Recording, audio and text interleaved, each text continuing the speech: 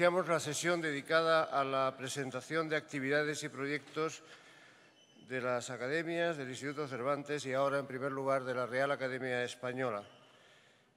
Les voy a comentar en términos generales diferentes proyectos y actividades que están todavía por desarrollar en actos específicos programados en este Congreso y otras que ya han sido objeto de presentación, pero les voy a dar un panorama general de cuáles son las actividades y proyectos más inmediatos que tiene en curso la Real Academia Española. Lo voy a hacer en poco más de 5 minutos y luego le voy a dejar en el uso de la palabra a don Ignacio Bosque para que les presente en particular el glosario de términos gramaticales, que es una obra terminada, de inmediata publicación y es de las más importantes que la Academia ha abordado en estos últimos tiempos.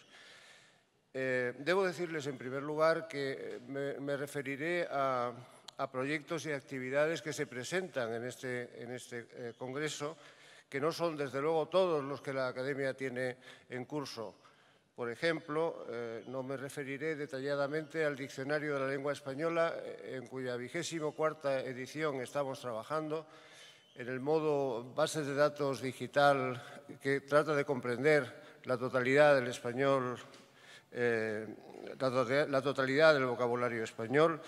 Tampoco me referiré a la marcha del diccionario histórico, sobre el que se está trabajando ahora a buen ritmo, gracias a las ayudas que estamos recibiendo de algunos mecenas o patrones privados, y tampoco haré alusión detenida al proyecto de inmediato reinicio de poner en marcha el Diccionario Panhispánico de Dudas, una nueva edición, puesto que la que tenemos está bastante atrasada.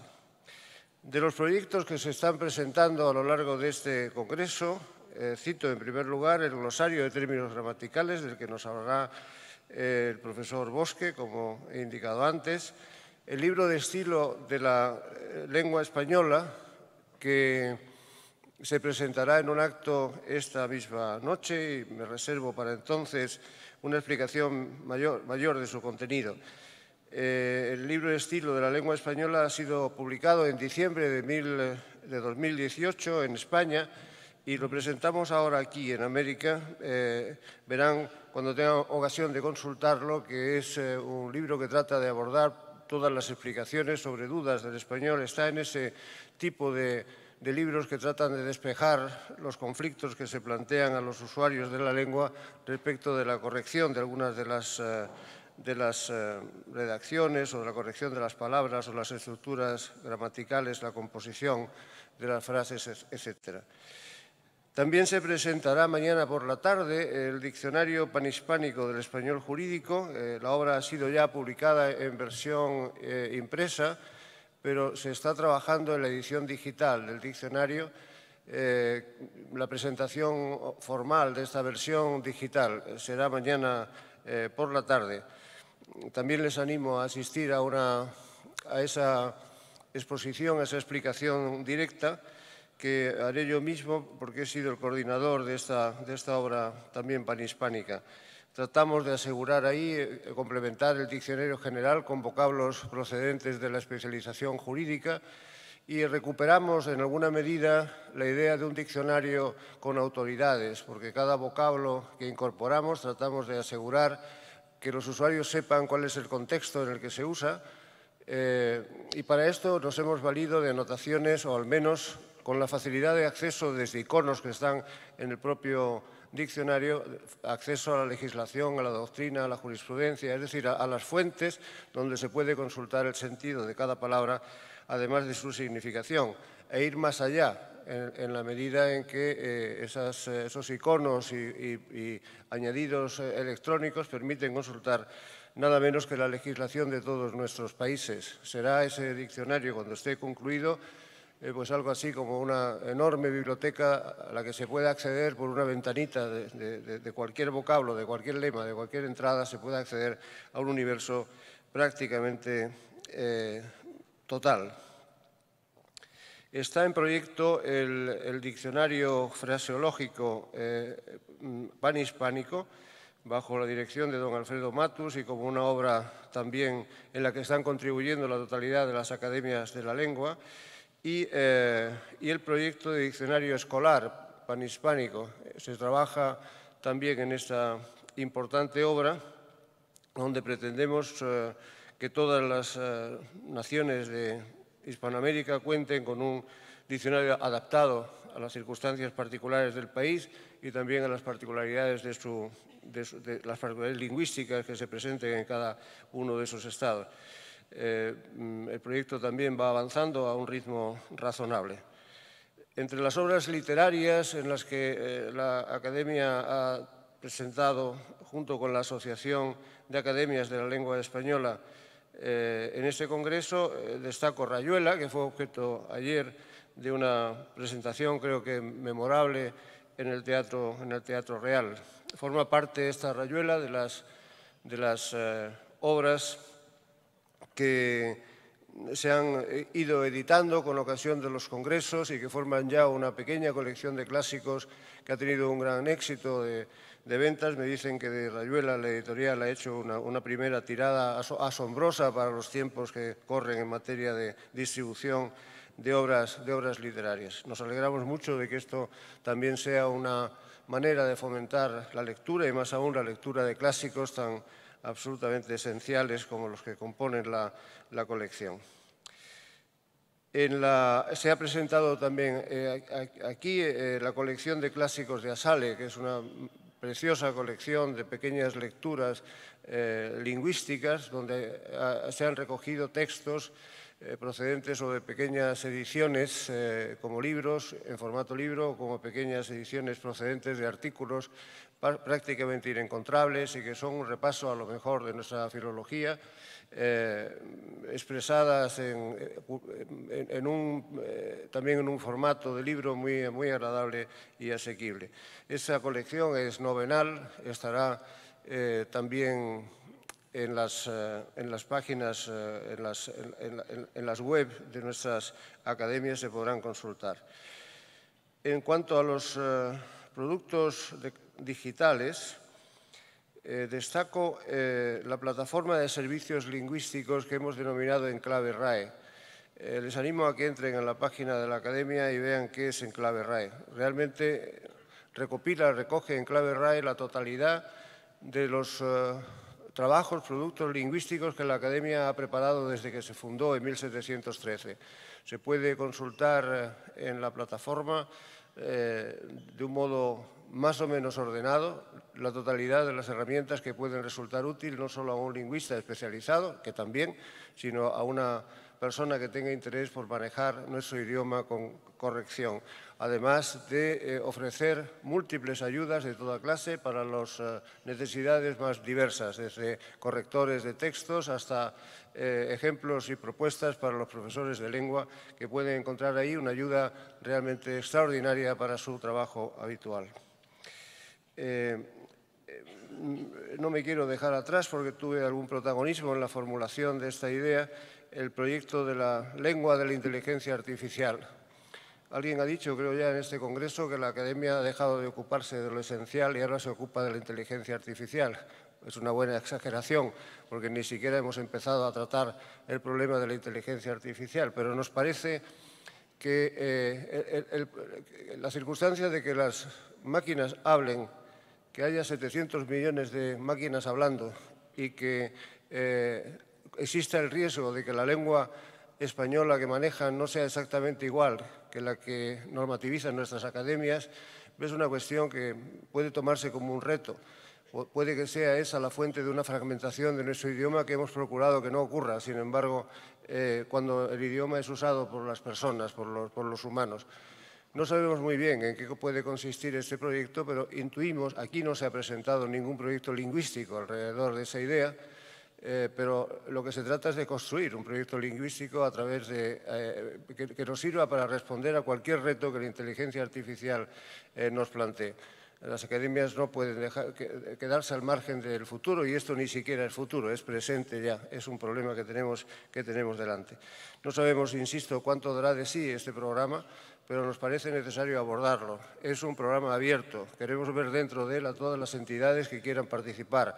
No solo una gran tecnológica como Telefónica, no solo la Academia Española, sino todas las academias, todas las instituciones culturales, Telefónica y todas las tecnológicas, las grandes tecnológicas del mundo que quieran participar y que tengan el mismo interés que tenemos nosotros en que la lengua que utilicen todas ellas, cuando sea la española, acepten la regulación que establezca en cada caso la Real Academia Española y nos pidan las academias de la lengua del mundo y que nos permitan que nuestras certificaciones de calidad sean realmente atendidas. Por último, la Academia ha traído también al Congreso el proyecto, la exposición El rostro de las letras, que son una exposición de escritores y fotógrafos en España desde el romanticismo hasta la generación de 1914, que está abierta y disponible para su visita cuando quieran hacerlo. Por mi parte, nada más. Esto es todo. Le doy la palabra ahora a don Ignacio Bosque. Muchas gracias.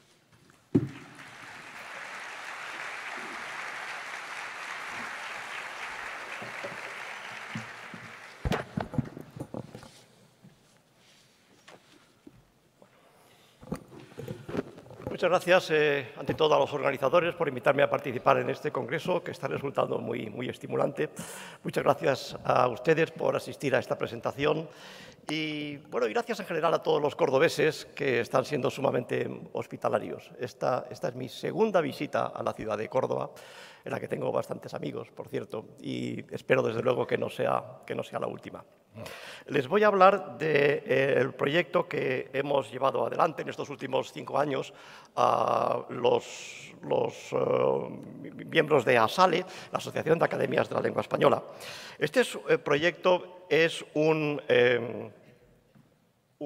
pequeño diccionario de gramática que pretende ser un recurso útil para todos los docentes de lengua española en todos los países hispanohablantes. Es una obra, por tanto, panhispánica, elaborada conjuntamente por todos.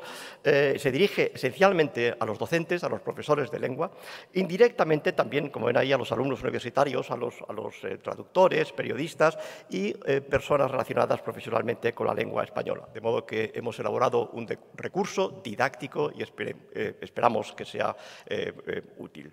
La primera pregunta es ¿por qué otros diccionarios? Bueno, ya existen bastantes diccionarios de gramática y ¿por qué uno más y en qué se diferencia de otros existentes? Es más, existen diccionarios de términos gramaticales de la Real Academia Española, pero se trata, como esta que ven aquí, de obras historiográficas, qué conceptos se han manejado, qué términos a lo largo de los años, mejor dicho, de los siglos.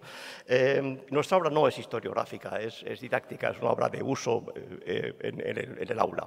Y existen otros muchos diccionarios de gramática y de lingüística, pues aquí tienen algunos y otros más, diccionarios de términos lingüísticos y diccionarios de términos literarios y gramaticales. Bueno, hay bastantes. De modo que el nuestro es diferente por varias razones. Contiene definiciones, explicaciones detalladas, una amplísima ejemplificación, exposiciones razonadas, pormenorizadas, clasificaciones, términos que se relacionan conceptualmente, de modo que hay envíos de una parte a otra del diccionario, aclaraciones de todo tipo, pero también hay términos equivalentes en varios marcos teóricos, lo que es muy importante porque uno puede tener claro un concepto y no saber cómo se denomina en diferentes marcos o teorías. Remisiones, cuadros, tablas, esquemas, familias de conceptos, referencias cruzadas. Bueno, es una obra que entendemos que además de didáctica contiene mucha información razonablemente presentada.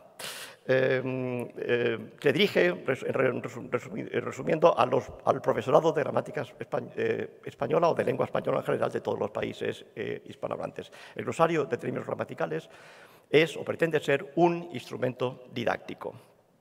La autoría del diccionario corresponde a ASALE, la Asociación de Academias de la Lengua Española, y ha sido impulsado por la Real Academia Española. Los primeros borradores de cada entrada han sido redactados en la Academia Española por un grupo de especialistas que he dirigido yo y han sido revisados y corregidos por todas las academias. Es más, para facilitar este trabajo colectivo hemos creado una plataforma informática de forma que cada academia podía incorporar directamente sus comentarios, sugerencias y observaciones aportaciones, era la única forma de trabajar todos juntos en el mismo proyecto, de modo que hemos trabajado en línea. Incorporábamos todo lo que se podía incorporar, que era mucho, y lo que planteaba algún tipo de problema lo reservábamos para que la comisión interacadémica, en la que están representadas todas las áreas lingüísticas, decidiera. Esta comisión ha tenido 3 reuniones, cada una de una semana, en México en 2015 y en la Universidad de Salamanca en los años 2017 y 2018, de modo que la comisión interacadémica ha acordado la versión final de cada entrada. En este momento estamos en la fase de edición, el libro se publicará en los próximos meses, bueno, en varios formatos, como ahora voy a explicar, y solo quería insistir en que, bueno, ha sido elaborado conjuntamente por todas las academias. Desde las primeras entradas, los primeros borradores, los primeros tanteos, debería decir, hasta el final han transcurrido 5 años. Una pregunta muy natural es por qué se dirige fundamentalmente a los profesores. Esto no es una obra pensada, en principio, para los alumnos de bachillerato o de enseñanza media. Existen, como ustedes saben, diferencias notables entre la forma en que se enseña y se explica gramática en los países hispanohablantes. Existen diferencias en el nivel de los profesores, y no digamos ya de sus estudiantes. Creemos que cada profesor debe elegir los términos más adecuados para la edad, la formación de los alumnos en cada escuela de cada país hispanohablante. La idea inicial era hacer varias versiones de la obra y la desechamos porque tendrían que ser muy numerosas. Si esta obra, si el glosario de términos gramaticales se dirigiera fundamentalmente a los alumnos, tendríamos que elaborar varias versiones en función del nivel de cada curso y de cada país y de cada sistema educativo. Nos parece que sencillamente esto es inviable. El glosario pretende resolver, en primer lugar, la considerable dispersión terminológica y conceptual que se percibe en la actualidad en la enseñanza de la gramática. Con ser importante, este no es el problema fundamental. Si uno tiene claro un concepto, el hecho de que existan varias formas de denominarlo no es lo fundamental. No solamente pretendemos, en alguna medida, unificar la terminología, sino que se comprenda mejor la naturaleza de cada concepto y sus relaciones con otros conceptos. El saber denominar algo, no sé, una relación, un concepto, una clase de palabras, lo que sea, no es lo fundamental. Hay que conocer sus propiedades y eso va mucho más allá de la mera identificación. De modo que los problemas que pretendemos solucionar son estos que ven aquí, la necesidad de aclarar y afianzar nociones que a veces se aplican de manera insegura o incluso contradictoria. Los propios docentes no siempre tienen claros los límites de cada concepto. Desde luego, la dispersión terminológica no ayuda. La proliferación de términos para un mismo concepto es desafortunada y es un problema para los docentes y también para los estudiantes. No sé si recuerdan ustedes aquel graffiti que alguien escribió una vez en un muro, no sé bien de qué país. El graffiti decía así: si A es igual a B y B es igual a C, ¿por qué les ponen nombres distintos? Pues sí, claro, ese problema revela, en cierta manera, cuál es la cuestión de fondo. Tenemos nombres distintos para conceptos que en realidad no son tan distintos.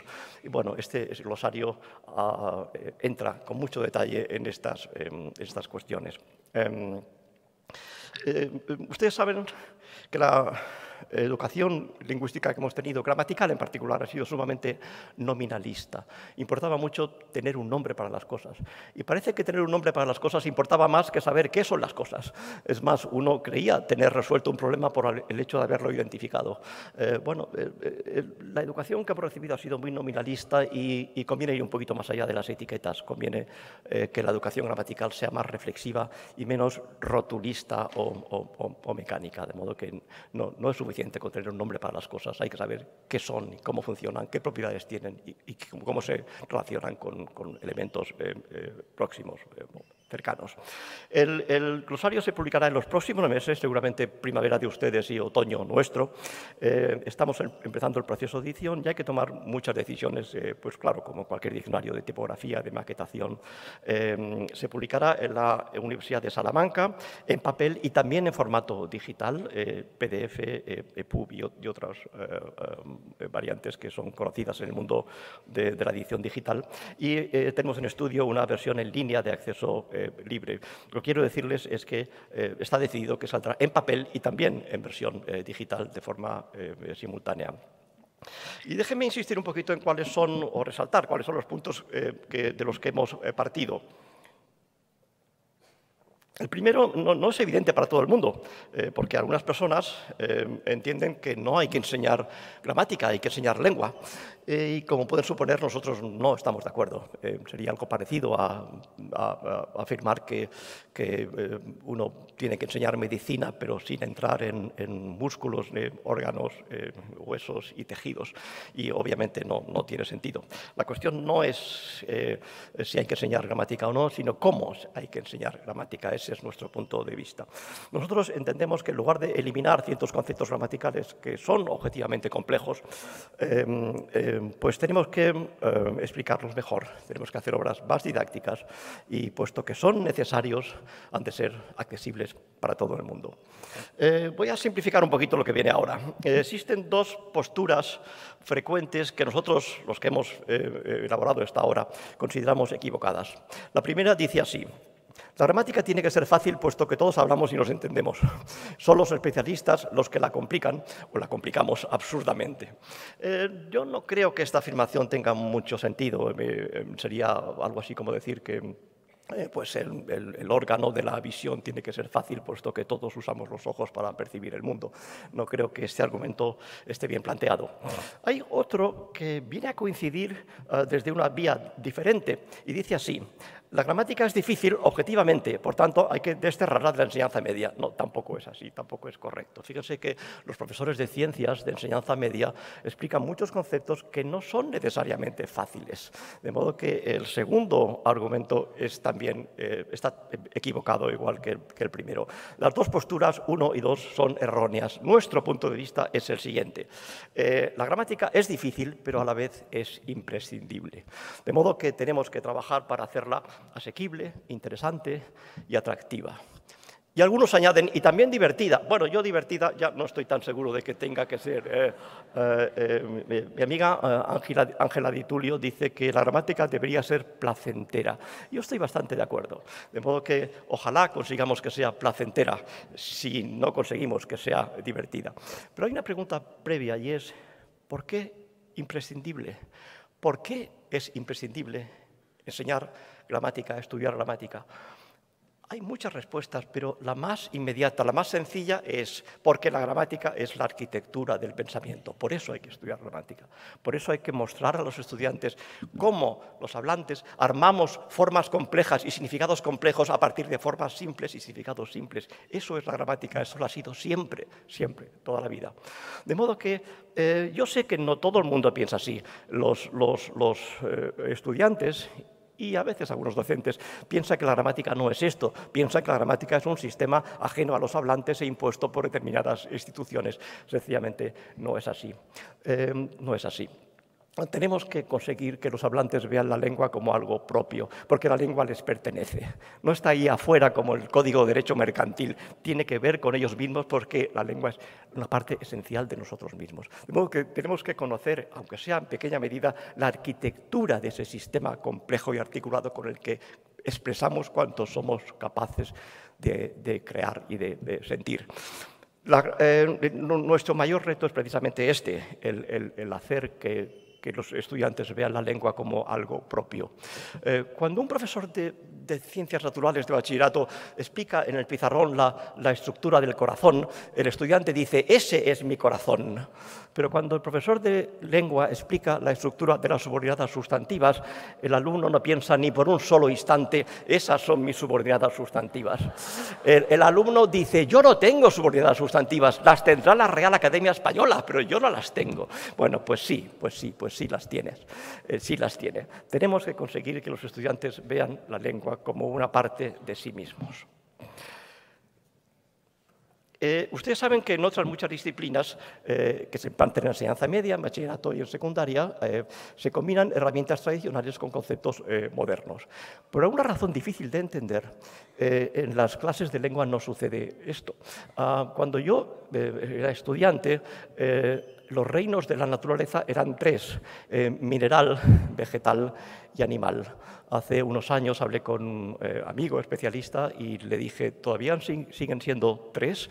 Y me miró muy extrañado. ¿Pero qué dices? Por favor, todo el mundo sabe que son 7. Mírate cualquier libro de secundaria y lo comprobarás. Otro ejemplo sencillo, ustedes saben que se descubrió hace poco que Plutón no era exactamente un planeta. Los libros de texto los recogen, sin embargo los libros de texto de secundaria y de bachillerato no recogen muchos conceptos recientes que la investigación ha asumido como totalmente naturales y que se usan en la bibliografía desde hace bastantes años. Tenemos en alguna medida que acercarnos a lo que hacen otros especialistas en campos vecinos. Nosotros no pretendemos imponer nuestra propia terminología ni ninguna otra. De hecho, elegimos términos para cada concepto, pero siempre añadimos otros equivalentes que se pueden usar perfectamente. Lo que hemos elaborado es un recurso útil y, sobre todo, adaptable. Adaptable por cada profesor, en cada aula y en función de la formación de sus propios estudiantes. A veces se confunden las diferencias terminológicas con las conceptuales y son cosas distintas, y permítanme aclarar un poquito la diferencia. Es irrelevante, o prácticamente irrelevante, elegir entre complemento directo y objeto directo porque es exactamente lo mismo. No hay diferencia entre sintagma nominal, grupo nominal y frase nominal. Estas diferencias son terminológicas. Pieza léxica y unidad léxica es lo mismo. Verbo de apoyo son verbos como dar, en dar un paseo, o en Argentina se llama verbo liviano. En inglés se dice light verb. En francés es verb support. En italiano es verbo soporto y bueno, en español tienen muchos nombres. Nosotros elegimos verbo de apoyo, pero no hay ningún problema en usar cualquiera de los demás, porque estos términos designan exactamente el mismo concepto. Estas diferencias son meramente terminológicas. En cambio, no es en absoluto irrelevante, es por el contrario muy relevante decidir si las relativas sin antecedentes expresos son o no una variante de las subordinadas sustantivas. Este problema no es terminológico, es conceptual. No es en absoluto irrelevante decidir si las oraciones subordinadas de infinitivos son o no sintagmas nominales. No es irrelevante. De modo que las diferencias terminológicas no son equivalentes a las diferencias conceptuales, y hay que tener muy claro que hablamos de cosas distintas. El glosario de términos gramaticales contiene unos 500 términos, 468 en el último cómputo, pero es posible que desdoblemos por razones didácticas algunas entradas, definidos, analizados y ejemplificados. Contiene alrededor de 50 tablas y esquemas, revisiones internas y 2 niveles de profundidad en cada entrada, por razones didácticas también, información fundamental e información complementaria. ¿Y por qué tablas y esquemas? Bueno, es necesario porque nosotros pretendemos que el estudiante y que el profesor no solo conozca el significado de cada término, sino que sea capaz de relacionarlo con otros próximos, conceptualmente en términos de sistema gramatical que pretendemos analizar. Analizar no es solo describir frente a lo que mucha gente piensa. Analizar es fundamentalmente inscribir. Inscribir significa hacer encajar. Por lo tanto, queremos que nuestro glosario sea una guía, además de un plano. Una guía es un texto corrido y un plano establece relaciones visuales de otra naturaleza. De modo que no basta con saber cuántas clases de nombres existen. Ustedes saben que hay comunes y propios, contables y no contables, individuales y colectivos. Es fundamental saber cómo se organizan internamente, de modo que esto se parece más a un plano. Los nombres son propios comunes, luego no contables y luego individuales y colectivos. Estos esquemas no son habituales en las gramáticas y a nosotros nos parecen fundamentales porque ayudan a inscribir cada concepto, no solo a describirlo. Y aquí tienen otro ejemplo similar. Ante una interrogativa indirecta no es suficiente con decir qué clase de interrogativa es, hay que ser capaz de hacerla encajar. El esquema que nosotros proponemos es este. Hay 3 clases de subordinadas sustantivas, las declarativas, las interrogativas indirectas y las exclamativas indirectas, con subclases y ejemplos. El glosario contiene muchos esquemas de este tipo, mucho más pormenorizados que los que van a encontrar en cualquier libro de texto.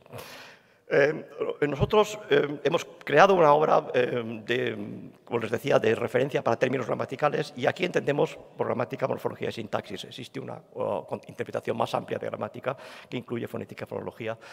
Solo cuando un término fonético o fonológico es relevante para la sintaxis lo incluimos, por ejemplo, pronombre átono. Este es un glosario, por otra parte, de términos gramaticales y no de términos lingüísticos. La gramática es una parte de la lingüística, de modo que hay muchos aspectos de la lingüística que no son gramaticales y, por lo tanto, no pueden estar reflejados en esta obra. El glosario contiene términos gramaticales tradicionales y también términos modernos, contiene los dos. En ese sentido, pretendemos ir un poco más allá, como les decía antes. Pretendemos acercarnos a lo que se hace habitualmente en otras clases de ciencias, incorporar términos que la investigación usa de forma mayoritaria. La lista que ven ustedes aquí contiene términos absolutamente clásicos, están en todas las gramáticas tradicionales y están, por supuesto, en nuestro glosario, explicados y analizados con bastante detalle.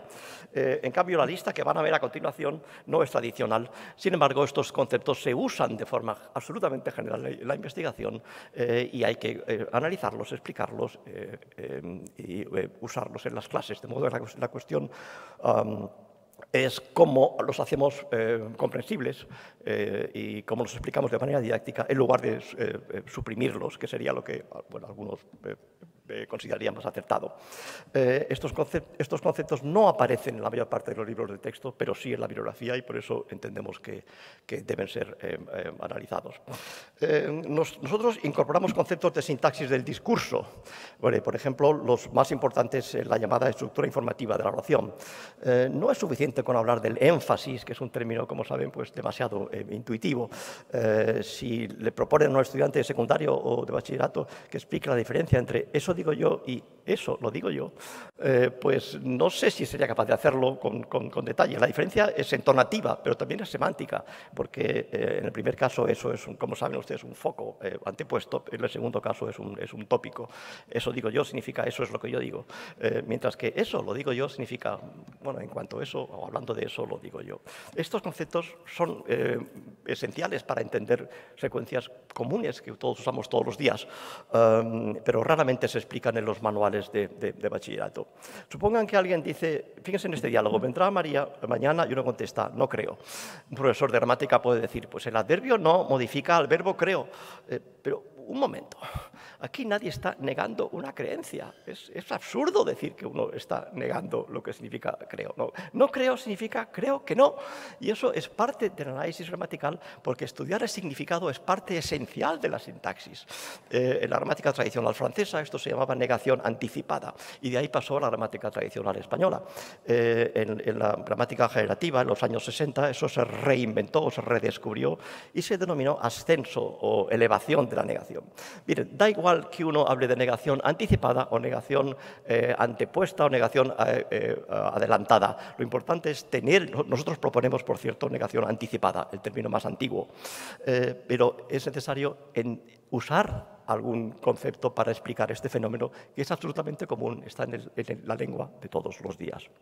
El concepto de ámbito tiene varios equivalentes. En español se dice ámbito, alcance o abarque. Hay tres. En inglés es scope. No está en los libros de texto. No está, yo he visto unos cuantos, no lo he encontrado en ninguno. Y es absolutamente esencial, fundamental para entender la relación entre sintaxis y semántica. De modo que la diferencia entre el orador no dijo algo interesante no dijo algo importante, no dijo nada importante, es una cuestión de ámbito. Y un ejemplo todavía más claro. María no se casó porque estaba embarazada. Es muy diferente de María no se casó porque estuviera embarazada. Como ven, es indicativo frente a subjuntivo, pero lo que ocurre en el fondo es que las oraciones causales que están bajo el ámbito, el alcance o el efecto de la negación atraen la negación, de modo que esta oración significa María se casó, pero por alguna otra razón y no porque estuviera embarazada. No se explican estas cosas en las clases, lamentablemente. Necesitamos conceptos como estos que todo el mundo usa en la lingüística contemporánea, que son esenciales para analizar secuencias absolutamente sencillas. Y aquí tienen otro ejemplo. Un grupo de los alumnos no es lo mismo que un grupo de alumnos. La diferencia de significado es clarísima y esto refleja dos estructuras distintas distintas que tampoco se explican en los libros de texto. Bueno, la conclusión es que, me parece importante, es la siguiente. Cualquier análisis sintáctico estará siempre incompleto si no es capaz de explicar cómo se obtiene el significado de las secuencias a partir de la forma que presentan. Analizar los significados que componemos o que armamos es absolutamente esencial cuando uno hace gramática. De modo que no debemos limitarnos a etiquetar tipos de unidades o de relaciones o de funciones. Hay que explicar significados a partir de la forma. El diccionario contiene clases, subclases de morfemas, de palabras, de sintagmas, fenómenos, estructuras, procesos, de modo que todo tipo de unidad gramatical. Estos son ejemplos del lemario. Unos son tradicionales y otros no lo son, como explicaba antes. Antes de cada definición añadimos o introducimos lo que llamamos bloque de referencias, de modo que aparece el lema, verbo de apoyo, como les digo, en Argentina es el verbo liviano y está bien. Y lo primero que aparece no es la definición, son los ejemplos, por razones de nuevo didácticas: dar, echar, hacer, tener, tomar. Sinónimos: verbo soporte, verbo ligero, verbo liviano, verbo vicario. Términos relacionados. Si ustedes entran en el glosario, les aconsejamos que miren las entradas verbo, locución verbal, complemento directo, porque van a encontrar información útil. Referencias. La nueva gramática trata esta cuestión en esos párrafos y después la gramática descriptiva en esos otros. Y después viene la definición, los ejemplos y un análisis bastante pormenorizado. Añadimos a menudo la familia léxica del concepto definido, de modo que en pronombre ponemos pronominalizar, pronominalización o en gramaticalidad, gramaticalmente, agramatical. Esto es útil, de modo que cada concepto se asocia con una familia de términos que poseen la misma raíz, y esto también consideramos útil. Los esquemas ya los han visto, son cuadros de este tipo, hay muchos, unos 30 y tantos, y a estos esquemas se añaden tablas, y las tablas son cuadros de doble entrada, hay 20 y tantas en total, por tanto hay más de 50 gráficos. Las tablas son cuadros de doble entrada en que simplemente describimos con detalle las propiedades gramaticales de cada clase de palabras. No tienen mayor... es una descripción de cada clase sintáctica. Aquí tienen un ejemplo. Esta pregunta es difícil. ¿Cómo encaja la palabra cuan sin acento, sin tilde en la gramática? A ver, intenten construir un ejemplo que aparezca la palabra cuan. No es fácil. Lo voy a hacer yo. Cuan aparece en expresiones como tendido cuán largo era. Bueno, esto no es lengua de todos los días, pero cuan es un adverbio relativo que es una variante de cuanto que se antepone a adjetivos y adverbios y por lo tanto aparece en el esquema correspondiente. Cuan con acento es mucho más frecuente que cuan sin acento, pero también existe la variante relativa y está, por supuesto. Y más ejemplos de todos los relativos, igual de los interrogativos, de todas las clases sintácticas están descritas con bastante detalle. Esta no es una obra normativa, de modo que hay alguna referencia, por supuesto, a construcciones desprestigiadas y explicamos que la lengua culta están desacreditadas, pero lo fundamental de este proyecto es explicar clases de palabras, relaciones sintácticas. Es una obra de análisis gramatical, no es una obra normativa. Y de vez en cuando, no muy a menudo, pero de vez en cuando decimos que existe controversia en ciertos casos. Es decir, en las clases de ciencias es muy normal decir no hay acuerdo sobre cómo se analiza esto. Nosotros no lo hacemos con mucha frecuencia, pero a veces sí. De hecho, pues no está enteramente claro si los demostrativos pospuestos, el muchacho este, ¿no? O el tipo aquel, son o no determinantes, y no está enteramente claro si fumo es el sujeto, le molesta si fumo, y hay algunos casos más. No está mal decir que algo es polémico, que algo es controvertido en el propio marco de los análisis gramaticales. Y voy a terminar esta presentación con una cita de Andrés Bello, una cita pocas veces reproducida. Y a mí me parece muy importante porque contiene todo un programa didáctico. Esta cita, como les decía, no es habitual reflejarla en los libros de gramática. Yo la encontré hace unos años y me pareció espléndida.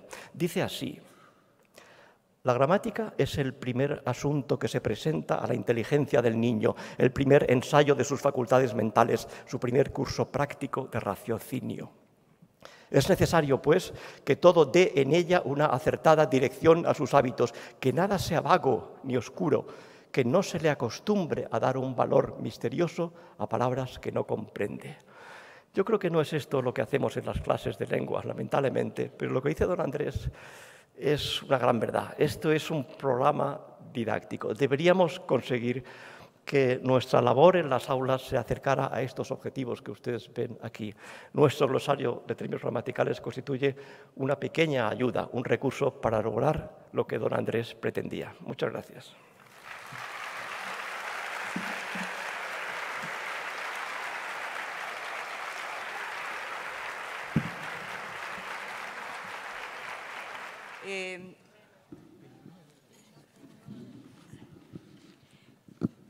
El tema que vamos a tratar junto con Francisco Petreca son las ediciones multimedia en el campo filológico.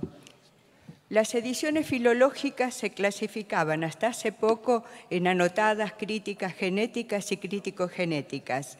La Academia Argentina de Letras inicia en 2010 una colección de clásicos argentinos interactiva o multimedia. Se presenta un libro impreso y un DVD con un maquetado similar al de un libro impreso. No se despliega como rollo, sino que se puede acceder al contenido a través del índice. Si hacemos una comparación entre el libro impreso y el DVD de Una excursión a los indios Ranqueles, de Lucio B. Mansilla, advertimos que la del DVD es una versión enriquecida.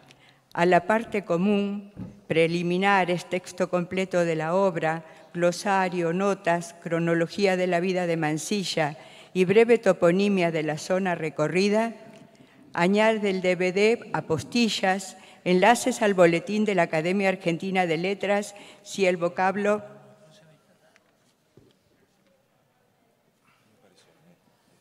Sí, tenés que ir abriéndolo.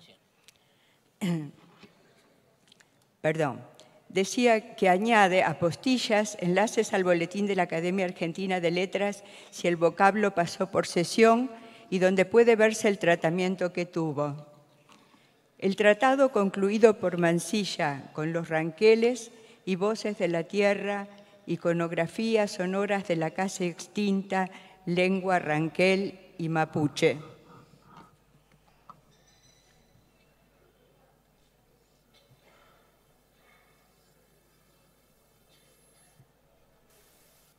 Antiguo VIP, Puchicampo, Picoyet, Inche, Puchicampo, Manacado, Puchicampo, Nacado, Incomel, Gayal, Comel, Chicampo, Nacado, Midoy, Puchimalen, Gazao, Elemat Time, Attend.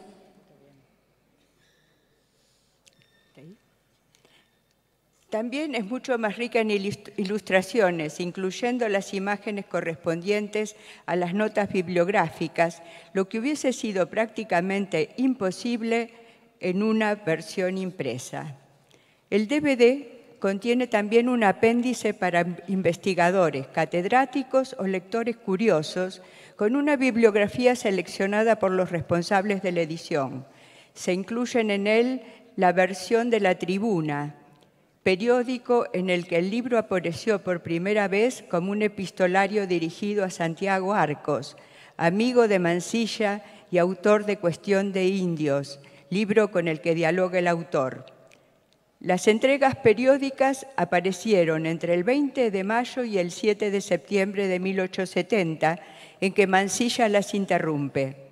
Pero el director de La Tribuna, Héctor Florencio Varela, insiste ante su amigo y le hace terminar el libro que, como tal, se publica en la imprenta de La Tribuna ese mismo año.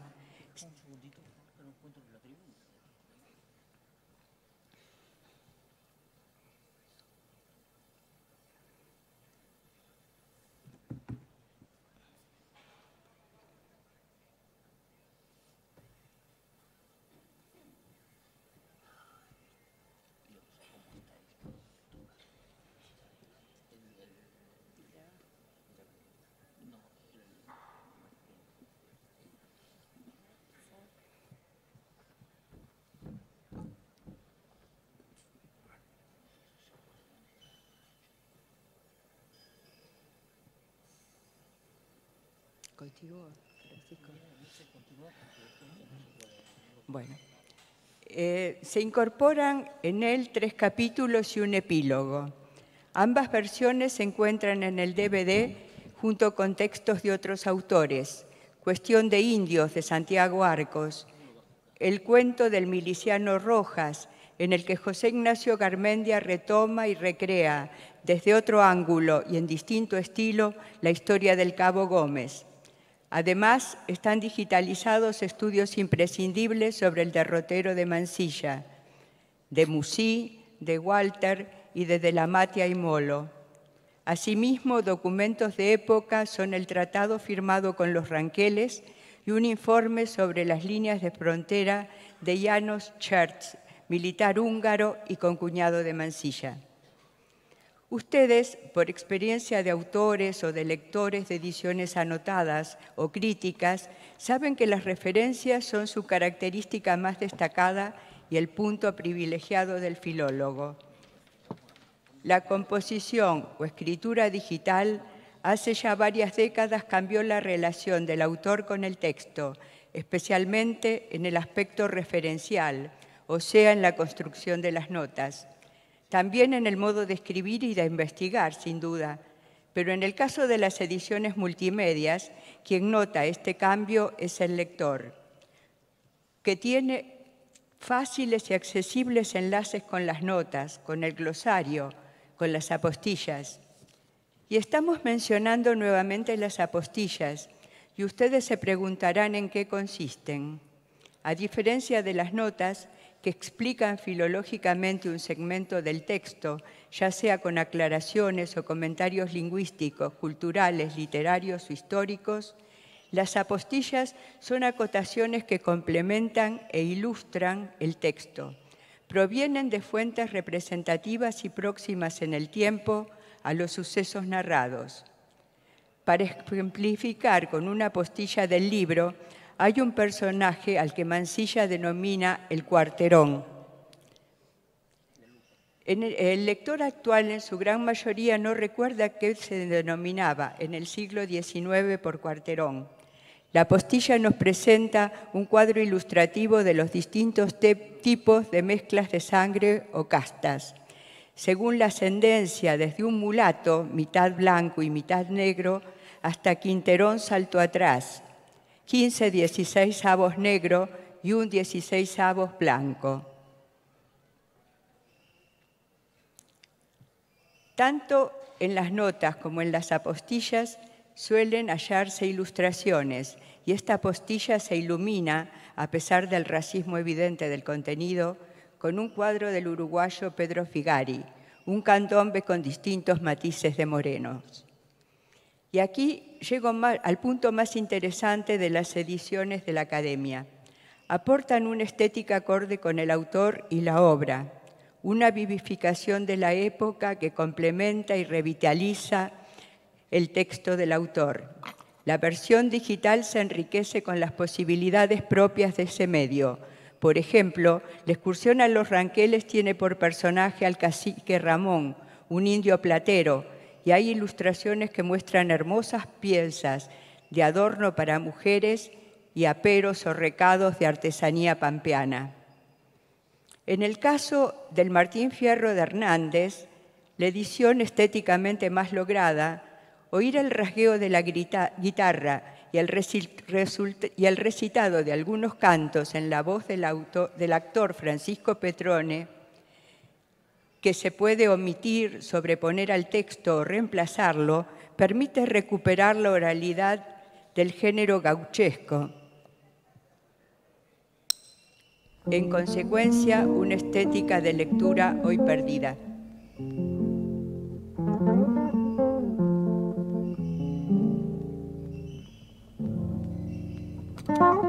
Aquel bravo compañero en mis brazos expiró, hombre que tanto sirvió, varón que fue tan prudente, por humano y por valiente en el desierto murió, sin saber qué hacer de mí, entregado a la aflicción, estando allí una ocasión del lado que... Otros cantos cantos están acompañados por música de guitarra y cantos camperos de la pampa húmeda, milongas, estilos, bailecitos, hielitos, gatos, pericones, triunfos, malambos, medias cañas, huellas, etc. Y se suceden en un poema que es en sí canto.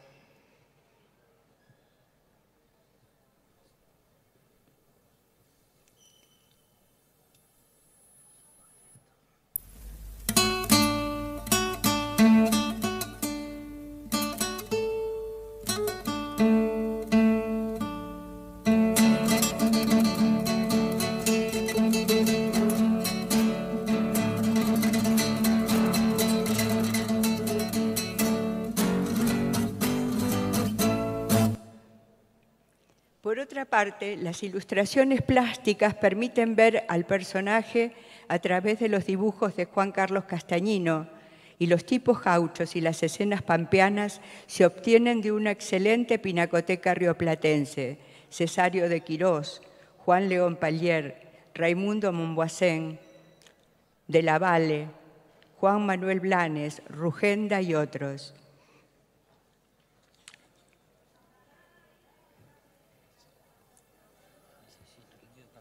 Ciertas frases del texto que remiten acciones o tareas rurales como tanto gaucho pialador o para no pelear con grillos se visualizan en videos tomados de escenas del cine argentino.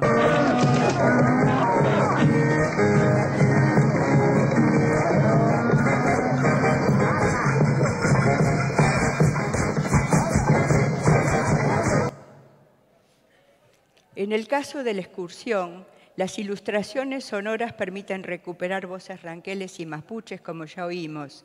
Las ilustraciones plásticas abren cada uno de los capítulos del libro e interpretan el texto o lo ambientan. La pinacoteca repite nombres del Martín Fierro e incorpora otros, como Cándido López, Figari, Alfred Paris, etc. Acorde con el carácter de crónica, también hay fotografías o dibujos de milicos, tropas y tribus pampas. Y se recuperan algunas ilustraciones de José Boucher para la tercera edición de 1890. Como novedad, hay publicidades o anuncios de periódicos que muestran la popularidad de una bebida hoy olvidada, como el cominillo, artículos cosméticos y armas de fuego o navajas de la época. Una amplia colección de fotos y pinturas de Mansilla lo representan en distintos momentos de su vida. Otras fotografías, dibujos a la pluma o a la carbonilla y pinturas de artistas de la época aproximan visualmente al universo de Mansilla.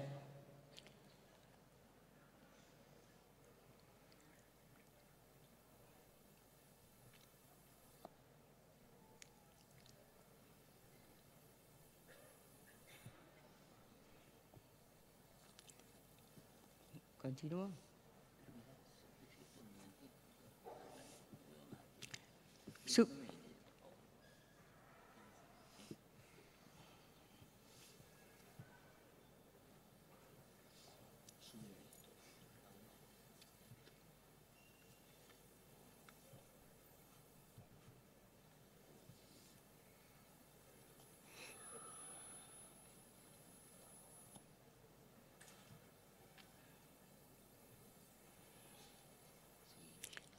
Sus familiares, Agustina Rosas, Eduarda Mansilla, el mudo interlocutor de las cartas, Santiago Arcos, jefes militares del coronel Viajero, Emilio Mitre, Geli Oves, José Miguel de Arredondo, camaradas de armas, Garmendia, Maximino Alcorta, Mateo José Martínez, Francisco Sever, Eduardo Racedo.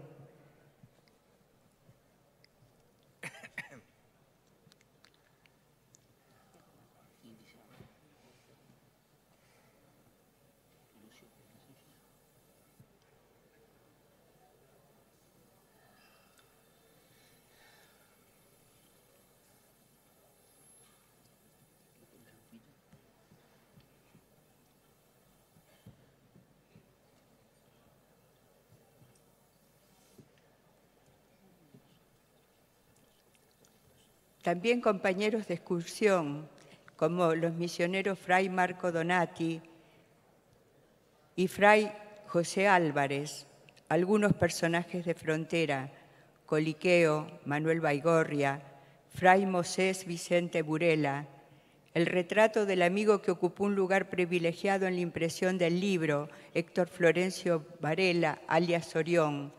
De este modo, la complicidad de editores y lectores puede crear una obra muy distinta, mucho más plástica y vívida que la encerrada en el texto. Otros personajes ilustrados en las notas pertenecen a la Enciclopedia Universal y son extraños en el desierto, pero responden a la erudición de nuestro autor. Hay ilustraciones de políticos, militares, caudillos, escritores y artistas rioplatenses mencionados por Mansilla. La presencia de todos ellos, en principio, se pensó como prescindible, pero prevaleció el deseo de multiplicar los lectores de la edición.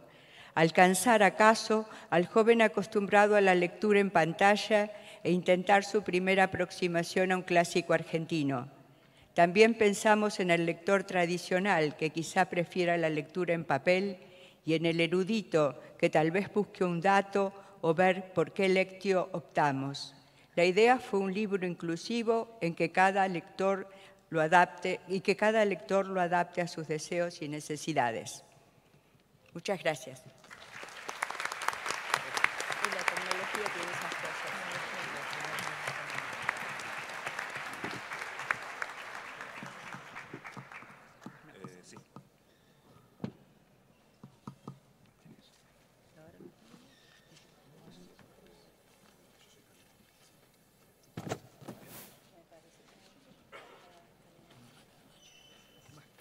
La tecnología perfecta.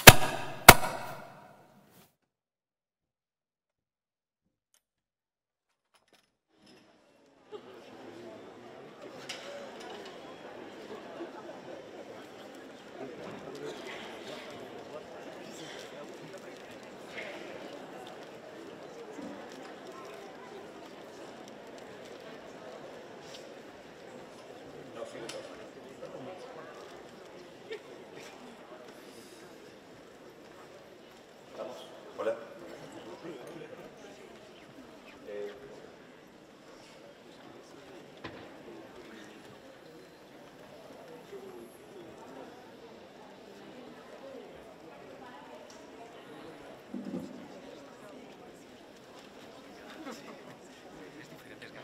Bien.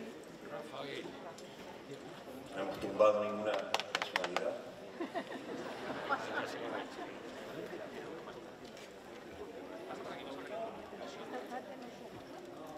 Voy a hablar del Diccionario de la Lengua de la Argentina, que es la tercera edición de nuestro diccionario diferencial. En 5 minutos, no prometo nada. Ahí va.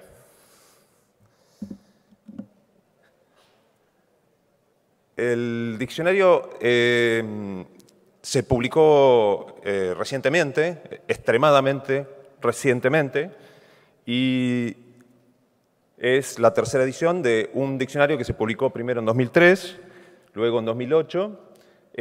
Tiene esas características, es contrastivo, descriptivo, diacrónico. Cada definición tiene citas documentales literarias, de prensa, sitio de internet, y tiene un aparato de lexicógrafos que permite rastrear los sentidos a lo largo de la tradición lexicográfica que se dedicó al léxico argentino. Me voy a dedicar a 2 aspectos metodológicos que tuvieron un gran impacto en esta tercera edición. Uno de ellos es el corpus del español del siglo XXI, que nos ha permitido a nosotros ajustar de un modo muy preciso y basándonos en información estadística concreta la contrastividad, ¿sí? Es decir, si una palabra se usa efectivamente solo en la Argentina, si no es una palabra general. Voy a poner 2 ejemplos, porque tradicionalmente nuestras ediciones tenían una gran dependencia de la marcación diatópica que hacía el Diccionario de la Lengua Española de la Real Academia Española. Y ahora tenemos además, gracias al Corpes 21, la posibilidad de revisar esa marcación diatópica. Por ejemplo, esta marca de América, ¿sí? Heladera. La frecuencia absoluta, digamos, por región, para la palabra heladera, es demoledora, ¿sí? Es una palabra del Río de la Plata, ¿sí? La frecuencia normalizada es una manera de equilibrar la información numérica porque expresa la cantidad de veces que aparece una palabra en 1.000.000 de palabras. ¿Sí? Entonces modera, por ejemplo, el peso que tiene España, porque España en el Corpes 21 tiene casi 3 palabras por habitante, mientras que en Argentina tiene media palabra por habitante. Entonces hay que comparar siempre frecuencias normalizadas, como enseña el doctor Rojo. Por países, en frecuencia absoluta vamos a ver la diferencia del peso que gana Uruguay, ¿sí? como palabra rioplatense. Entonces, esta es una de las maneras en las que nosotros decidimos que heladera tenía que estar incluida en el diccionario de la lengua de la Argentina, en el diccionario, digamos, diferencial del léxico que se usa preponderantemente en la Argentina. Otra palabra que estaba ausente por el mismo tema, porque el diccionario de la lengua española lo daba como general, es guita, que por otro lado es una palabra cara a nuestro léxico coloquial. Y estaba dada como general, y de vuelta vemos frecuencias absolutas por región, Río de la Plata, ¿sí? Frecuencia normalizada, por países, y de vuelta, ¿sí? Entre Uruguay y Argentina nos quedamos con la guita. Ojalá. Bien, el otro corpus, el otro proyecto que tuvo un gran impacto metodológico en nuestro diccionario es el uso de Twitter como corpus lingüístico. Y acá, bueno, vamos a presentar, es decir, hemos recolectado estos gráficos que están en inglés, están extraídos de un artículo que se iba a publicar que se va a publicar en una revista en esa lengua, por eso están así. Se recolectaron casi 650 millones de palabras, es decir, secuencias de caracteres separados por un espacio, agrupados por provincia, y se le aplicó una normalización muy básica. De ahí, digamos, tenemos unos 80 millones de tweets, casi 56.000 usuarios y un vocabulario de palabras diferentes de más de 7 millones de palabras, lo cual es muchísimo, ¿sí? Por eso y es un indicador de que es un corpus muy ruidoso, que plantea problemas específicos dado esa característica. En ese sentido se opone prácticamente por el vértice a lo que es Corpes. Entonces acá, bueno, esto básicamente para mí es como abrir el capó del auto y señalar el misterio del motor, ¿sí? Porque no lo puedo explicar con detalle. Si alguien tiene una pregunta sobre esta parte, que es la ingeniería computacional que está detrás de la posibilidad de trabajar con Twitter, le pide a Juan Manuel Pérez, que está ahí, párate, ahí está, que es el licenciado Juan Manuel Pérez, es uno de los responsables de la interacción con, muy bien, con nosotros. Básicamente entonces se usa un concepto que es tomado de la física, que es la entropía. Cuando la entropía es, a ver si lo digo bien, cuando la entropía es baja, quiere decir que la palabra está concentrada en una región de la... ¿Qué pasó? Y cuando la entropía es alta, la entropía tiene un valor máximo de 23, porque son 23 provincias, ¿verdad? Quiere decir que la palabra se usa uniformemente en todo el territorio, y nosotros en este momento y en esta etapa estábamos buscando regionalismos internos. Este es un cuadro que proyecta la entropía, quiere decir que cuanta más entropía, es decir, cuanto más alta la entropía, mayor cantidad de palabras. Es decir, esto es una manera más de poner lo que todos sabemos, que es que la mayoría de las palabras del español las compartimos, ¿sí? Y las palabras no compartidas están sobre el lado izquierdo del cuadro con entropía baja.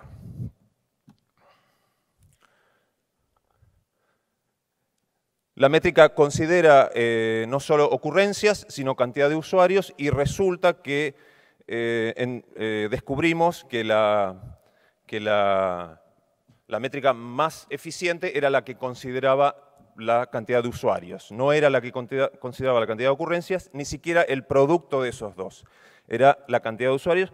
Con eso se generan estas listas, que son listas que ponen en el primer lugar, arriba en la lista, las palabras que tienen más contraste de uso en el territorio. Entonces uno puede evaluar las primeras 5.000 palabras y ahí tiene básicamente un compendio de todas las formas que tienen una fuerte probabilidad de ser léxico regional argentino.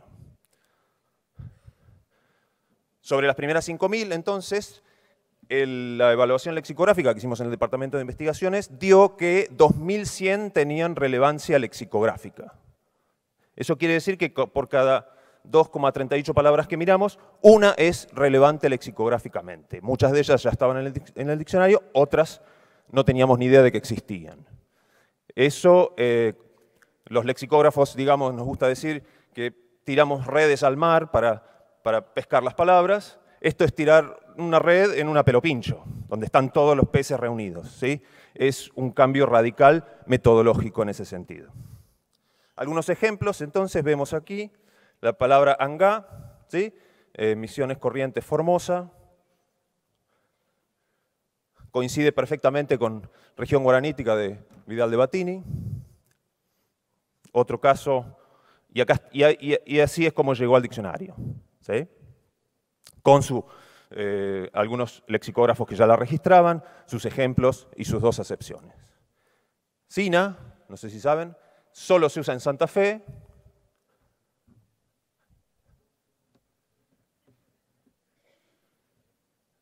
Es un término despectivo para Rosario Central, así que ya vemos que habrá algún hincha de... ¿Qué pasó?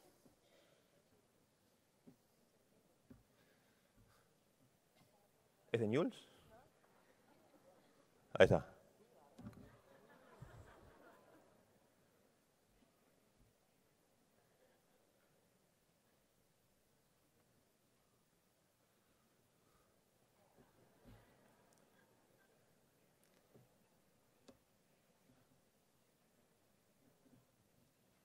Bien. Ok.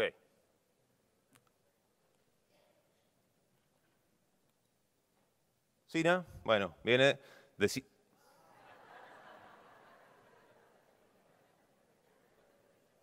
¿Podés pasarla esa? ¿Podés pasar y poner la siguiente?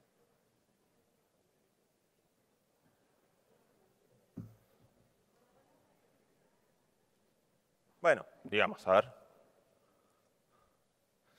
Tenemos esta posibilidad, entonces, por frecuencia normalizada, de armar lo que se llama un mapa de calor, aunque este caso es celeste. Y otros ejemplos que han llegado por ese camino al Diccionario de la Lengua de la Argentina son asado, como un intensificador usado en Cuyo. No es un intensificador, perdón, es como cuando nosotros decimos quemado en Buenos Aires, por ejemplo, es lo mismo. El sufijo, también, muy propio de esta provincia, ¿sí? Marcada como centro, el sufijo aso aplicado a bases adjetivas, aburridazo. ¿Sí? Una verdadera omisión que teníamos en el diccionario. Manso también, este sí, un intensificador usado en Cuyo, ¿sí? El ejemplo dice manso embole, es decir, un embole no es manso, sino todo lo contrario, muy intenso. Angaú, otro guaranismo que el mapa de calor lo da también coincidente, casi milimétricamente con lo que había determinado Vidal de Batini en su momento, como falso, ficcional. Otro guaranismo, mitaí. Angá, mitaí, angaú para nosotros eran léxico extraterrestre y resulta que hay millones de hablantes nativos de español que usan esa palabra todos los días. Entonces, fue la manera que encontramos de fortalecer esa debilidad metodológica que arrastraba el diccionario. Ahí va. Un saludo a Rosario Central.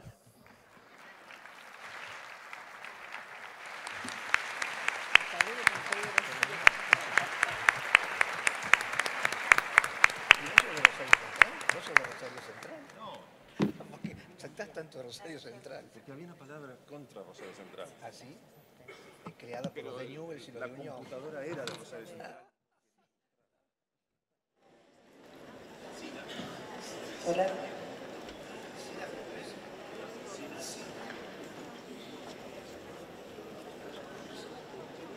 Sí, buenos días.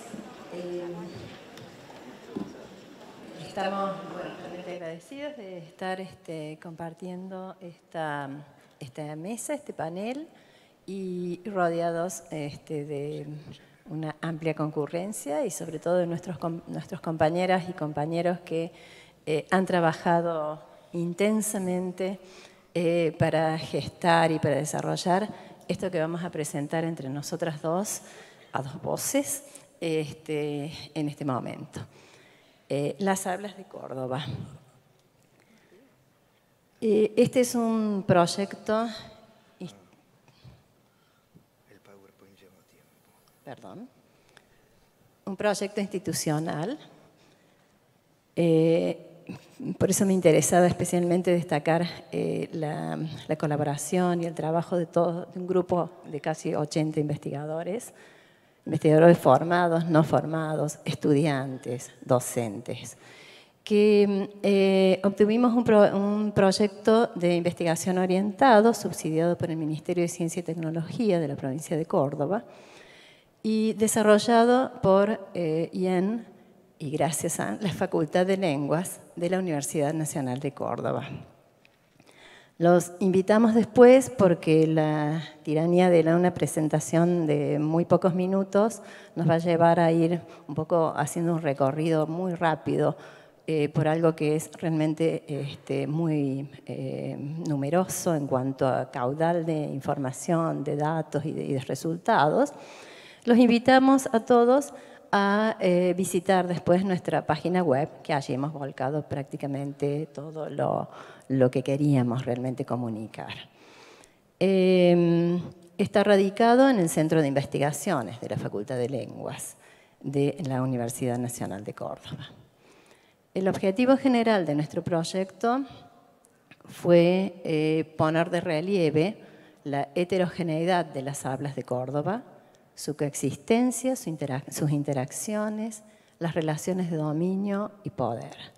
Y como objetivo específico nos planteamos identificar particularidades de las hablas de Córdoba.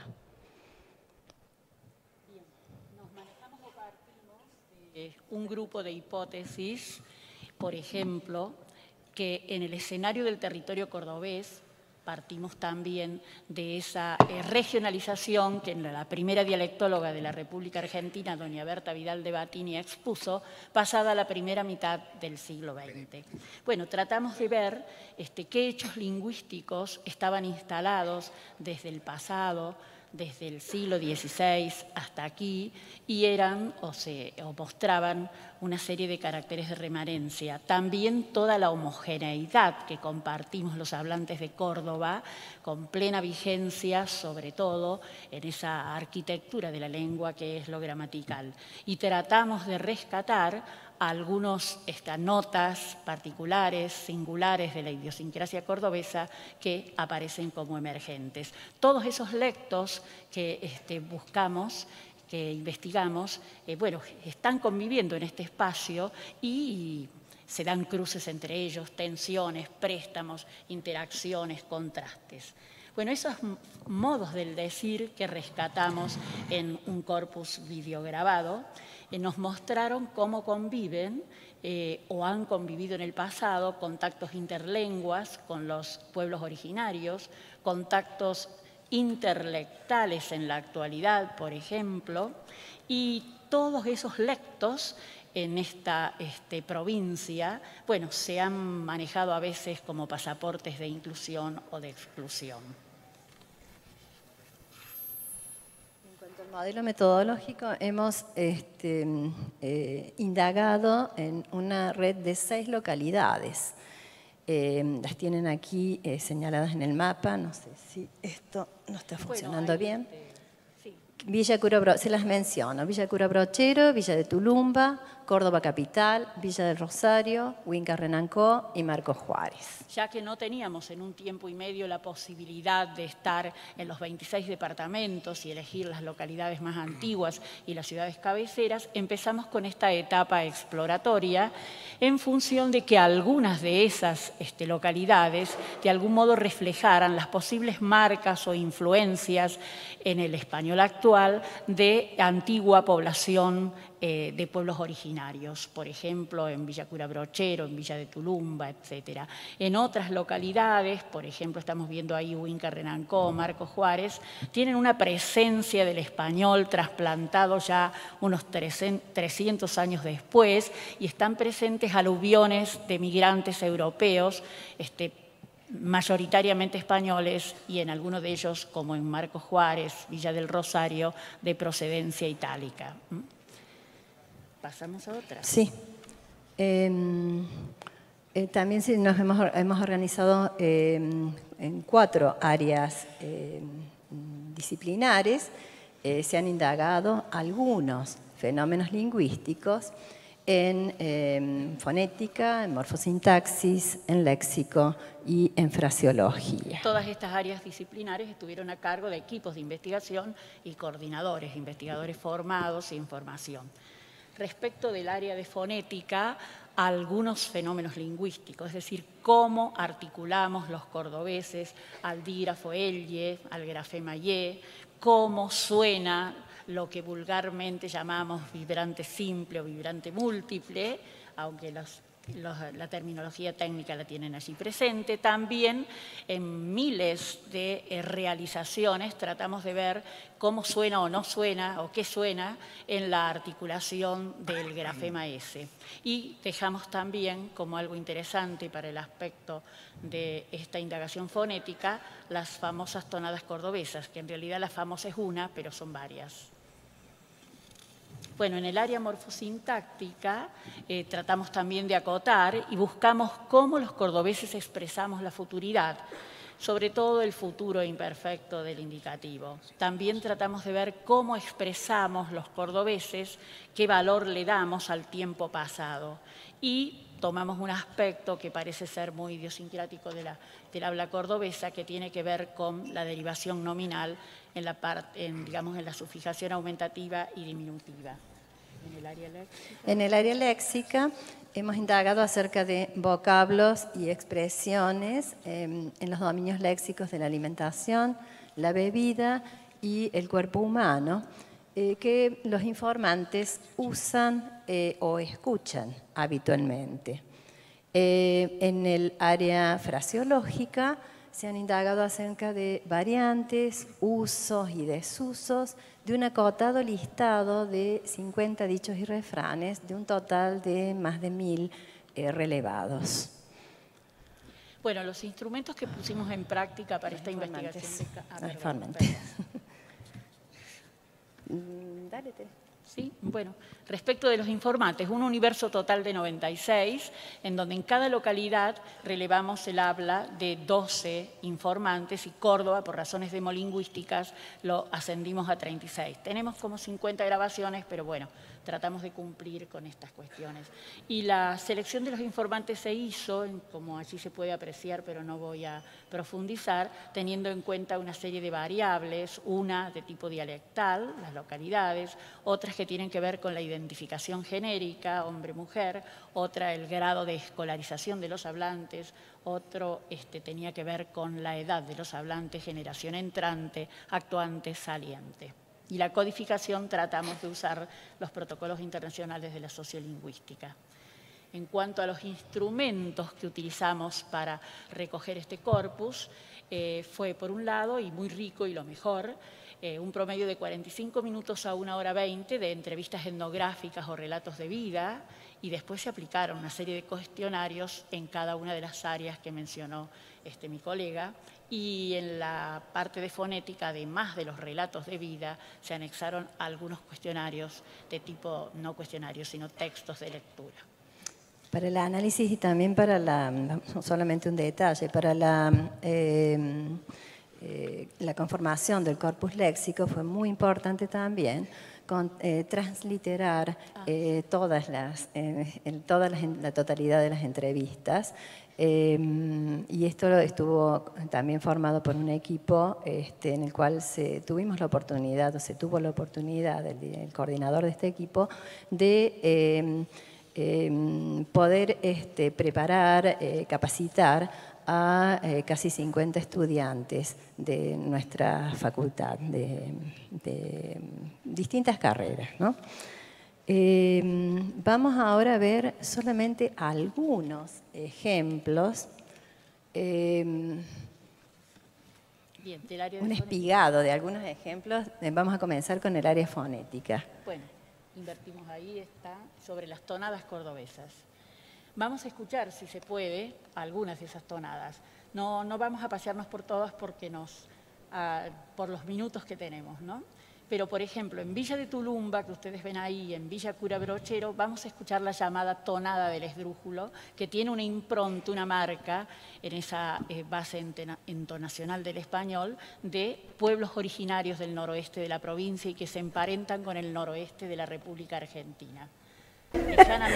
Yo no, era chica, no sé en qué grado estaba, había una hermanita, le decía, era hermanita Esther Sánchez, y era maestra de religión, creo. No es doña Jovita, algo suena parecido. Bueno, podemos pasar también a escuchar algo de la tonada típicamente cordobesa, que es la capitalina.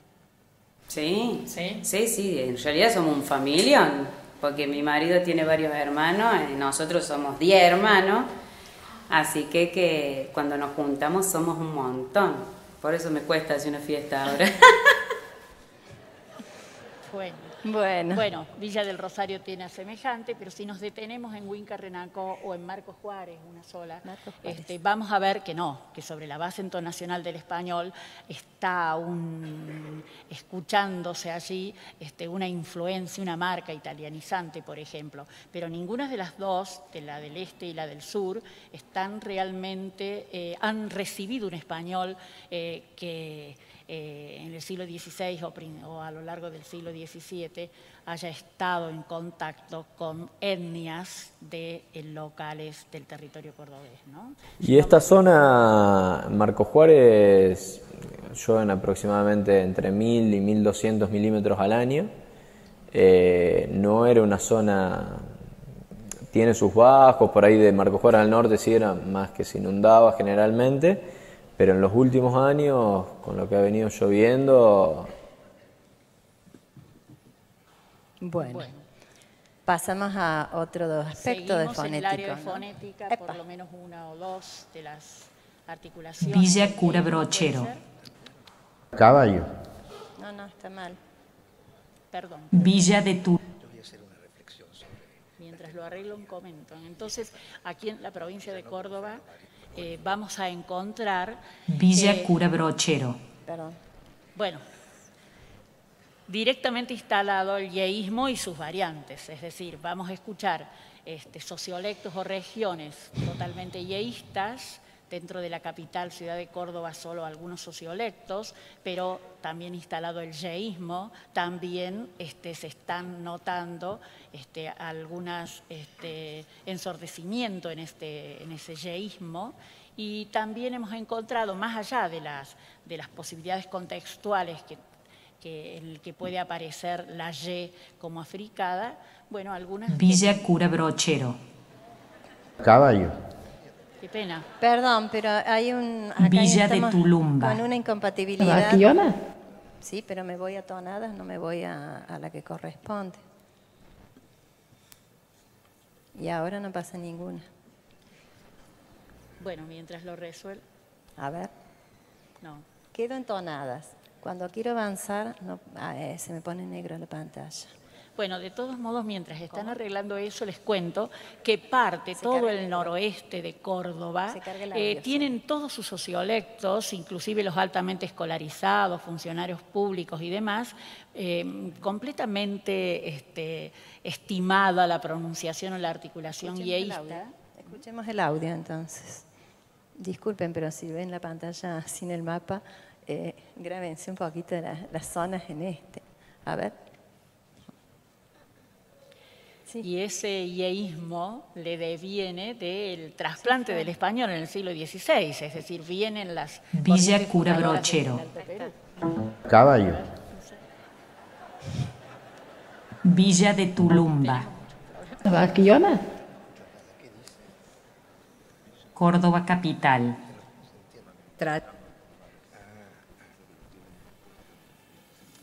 ¿Cómo suena en Córdoba capital?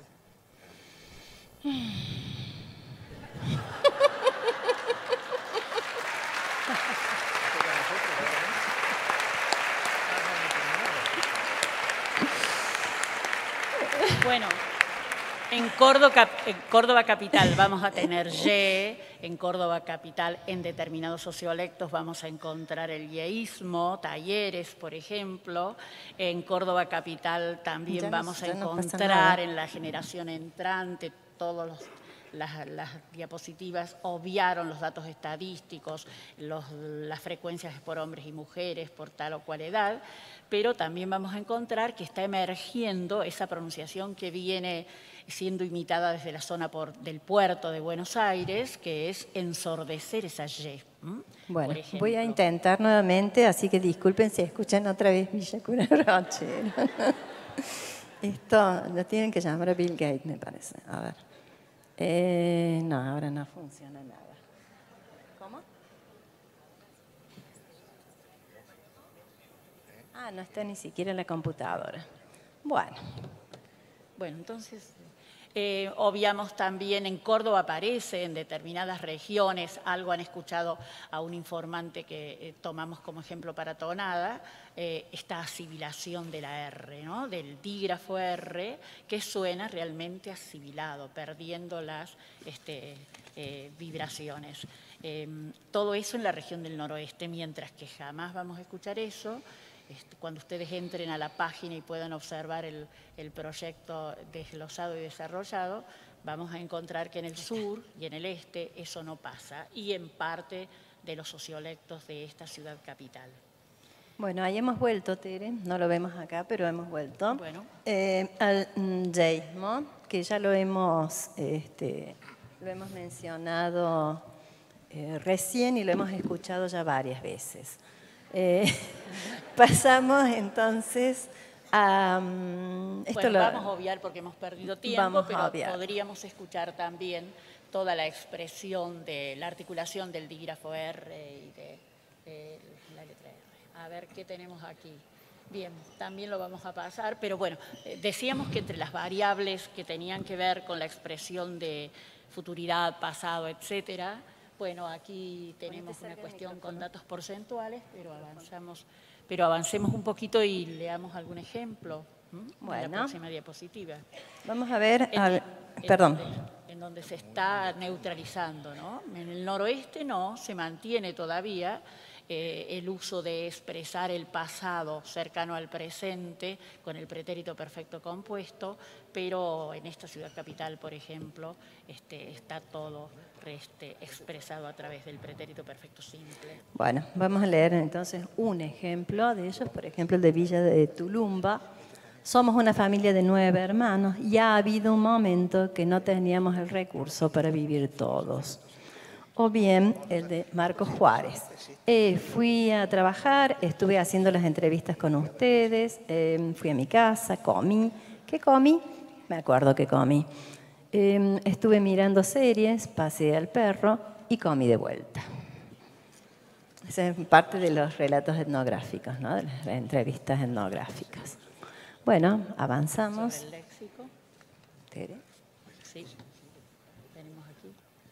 Bien, implementamos una serie de cuestionarios ilustrados donde se indagaba la denominación del objeto, ya sea del campo de la alimentación, de la bebida o partes del cuerpo humano, y otros cuestionarios en donde bajamos al terreno y consultamos a los hablantes y ellos usaban o escuchaban una serie determinada de frases y demás que se habían relevado como presentes en el habla de los cordobeses.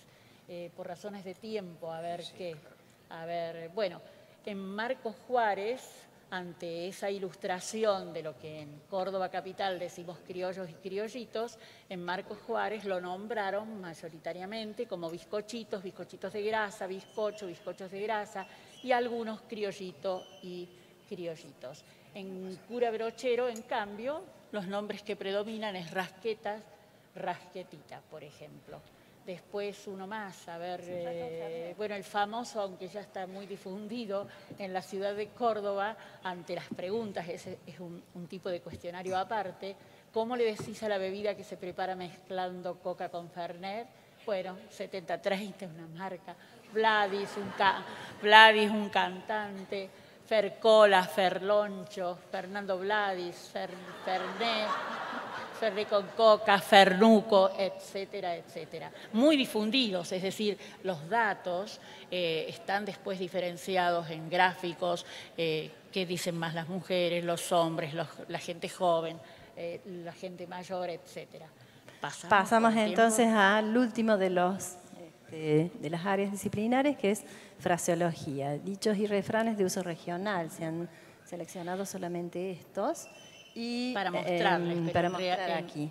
Perdón. Y Tere va a seleccionar algunos, quizás uno de cada zona, para poder explicarlo, ¿no? Antes quería decirles que en esta recolección de material nosotros hemos encontrado una serie muy importante de refranes de tradición española. Algunos podemos retrotraerlo hasta el Imperio Romano, trasvasados a la provincia ibérica del imperio y después presentes en el español con interesantes variantes. Pero también tenemos locales de la Argentina y los otros muy regionales de Córdoba. Hemos recogido algunas, de todos los refranes tratamos de llegar al origen, a la génesis, para entender los contextos y entender por qué, ¿no? Bueno. Perdón. Bueno. En Villa de Tulumba, los regionales más generalizados en el habla, bueno, fueron esos. Divierte. No me censuro, no me autocensuro, pero bueno, acá hay variantes, si el poncho te cabe es una variante del refrán español. Lo otro que está en una canción de Di Fulvio, ¿no? Cuando canta el río Suncho, vaquita que encuentra mano no vuelve más, y parece que se ha generado en una gran crecida que hubo en el siglo XX y hay otras importantes crecidas que han ido actualizando eso. Villa del Rosario.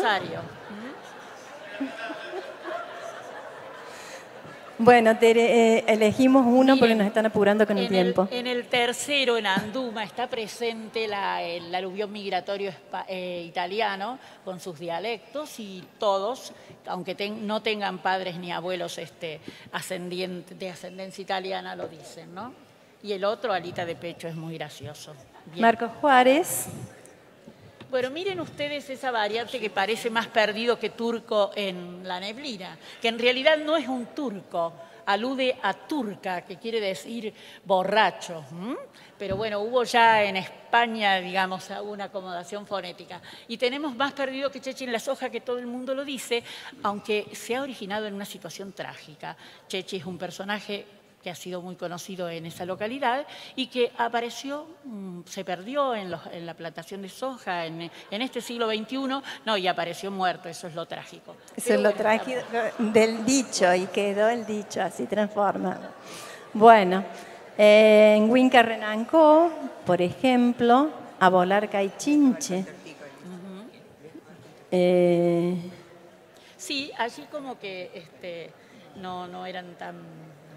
bueno, a volar que caichinche, es más fácil que la tabla del 2.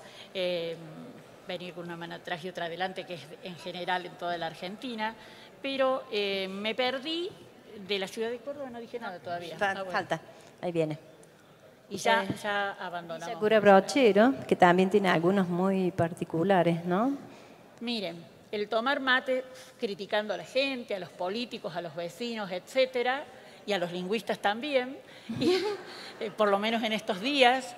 Y el segundo, tener pasto para rumiar. Bueno, en estos días y en estos meses estamos teniendo mucho pasto para rumiar por las cuestiones económicas y políticas, ¿no?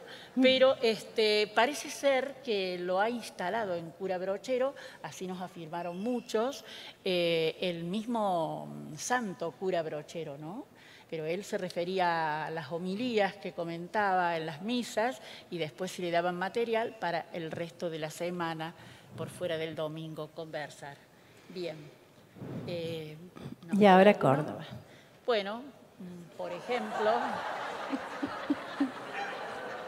en el segundo ven el caso de yeísmo, ¿no?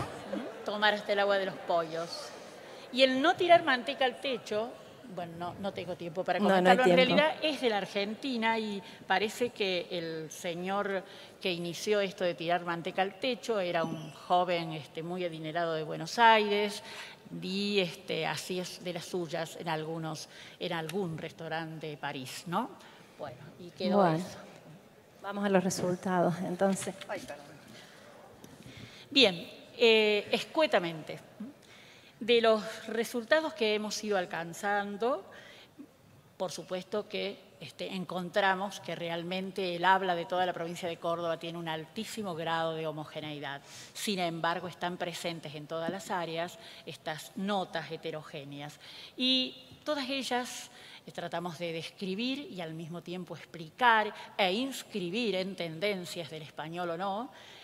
Tuvimos en cuenta cuáles eran los fenómenos que mostraban situación de remanencia en esta habla regional, cuáles estaban totalmente vigentes y algunas notas emergentes. Y con respecto a las proyecciones, algo que es muy rico, que es el corpus digital de videograbaciones y también el corpus textual. Es un corpus inmenso y que es apto y va a ser muy productivo para abrir nuevos terrenos, nuevas líneas de investigación y futuras investigaciones.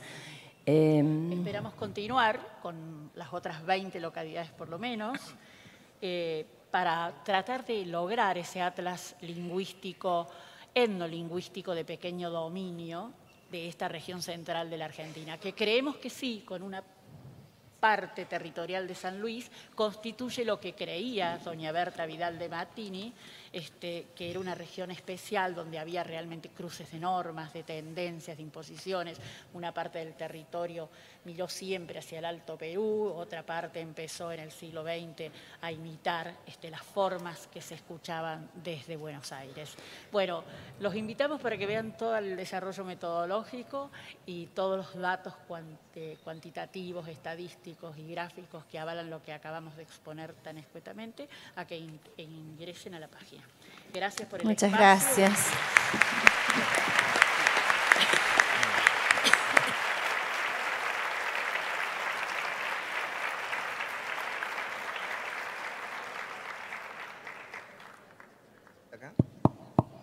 Bueno, buen día, en realidad, buen mediodía. Aclaro dos cosas antes de comenzar. Trataremos de ceñirnos con la directora nacional de calidad de la Secretaría de Turismo de la Nación y quien les habla a los 10 minutos que nos fueron dados para hacer esta exposición. Ustedes se preguntarán en primer lugar, ¿qué hacemos los de turismo en el contexto de este 8º Congreso Internacional de la Lengua Española? Yo diría que en primer lugar les quiero decir que muchos de ustedes, incluyéndonos a Marcela y a mí, somos turistas. Hemos venido de otros lugares del país o de otros lugares de otros países, o otros lugares del mundo, para concurrir a este evento que es el 8º Congreso Internacional de la Lengua Española, que se caracteriza este tipo de reuniones para nosotros los de turismo desde el punto de vista de la clasificación turismo de congresos y convenciones.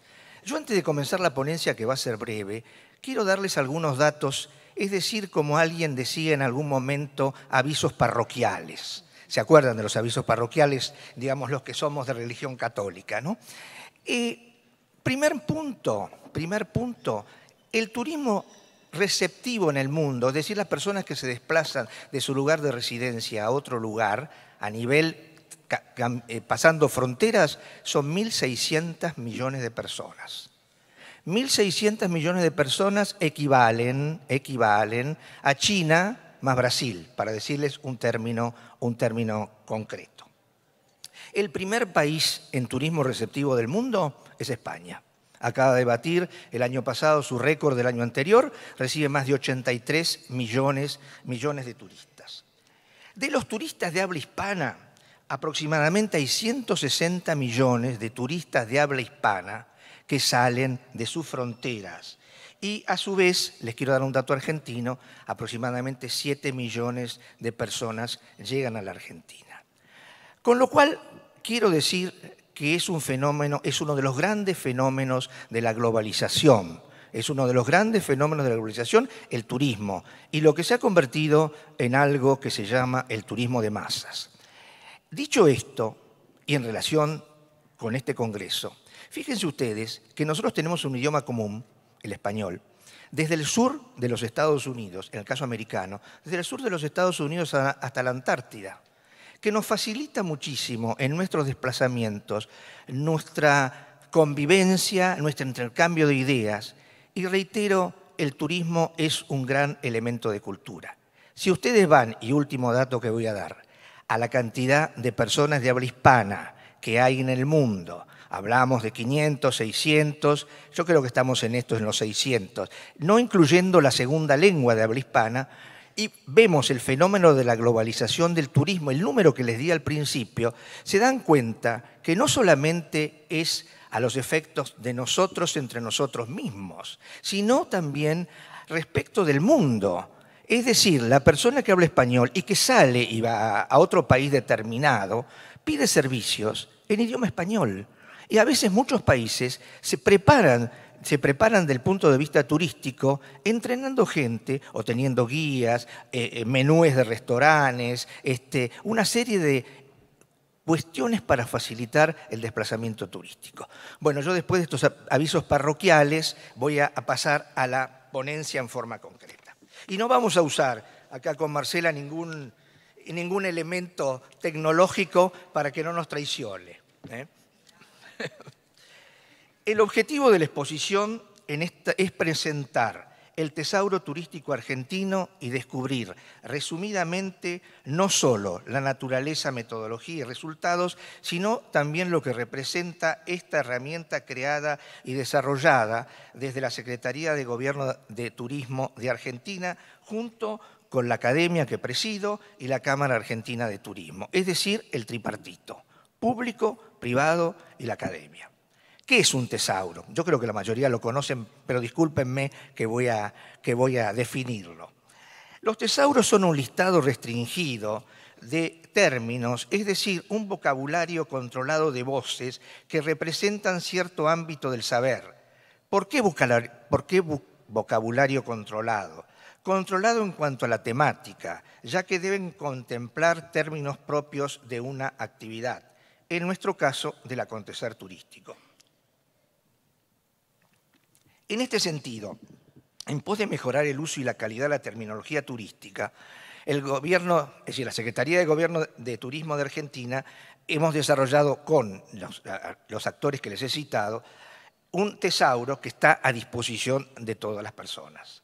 El objetivo del tesauro argentino es convertirse en un referente en cuanto a servicios de terminologías integrador del sector turístico a nivel nacional y regional. La herramienta busca a establecer en formas consensuadas los conceptos del ámbito turístico y para ello se avalan términos buscando evitar usos desviados o formas poco adecuadas de los conceptos. A través de la colaboración constante entre los distintos actores y sectores que forman parte de la actividad turística, público, privado y académico, se organiza conceptualmente el campo del turismo.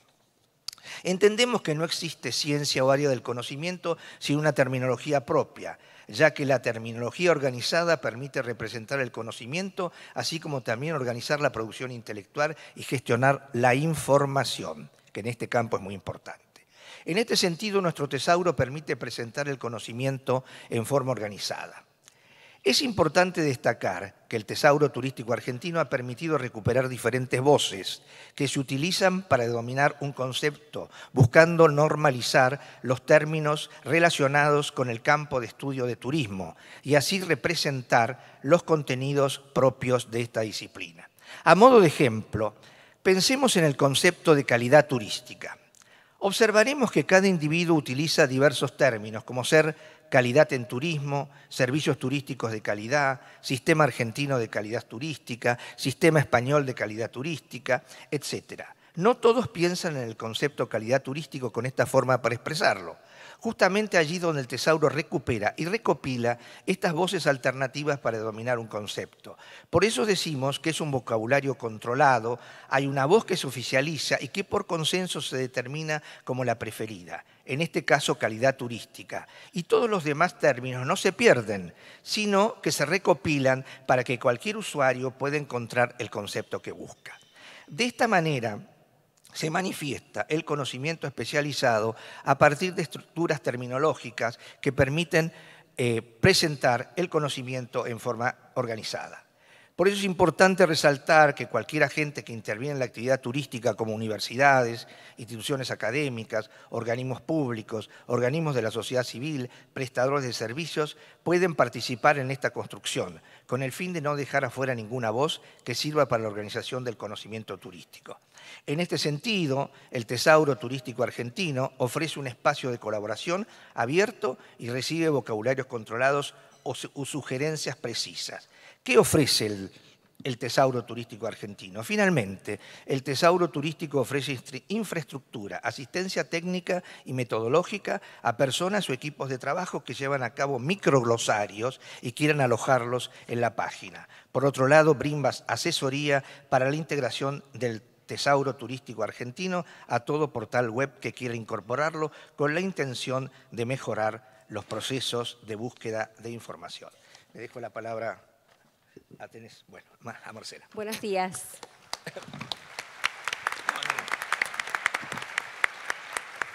Buenos días. Como recién lo señalaba Carlos, esta potente herramienta surge y es el producto del consenso y de un trabajo colaborativo.